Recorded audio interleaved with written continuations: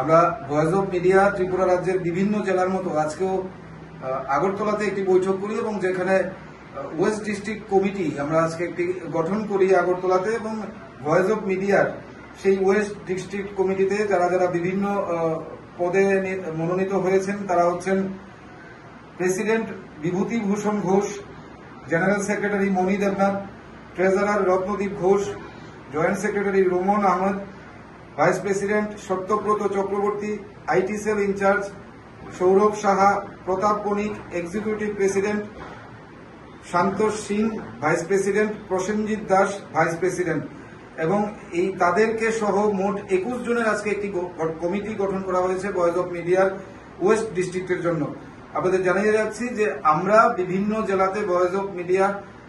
এই জেলা কমিটি গঠনের কাজ চলছে এবং খুব শীঘ্রই আমরা আগরতলাতে ত্রিপুরা রাজ্যের ভয়েস অফ মিডিয়ার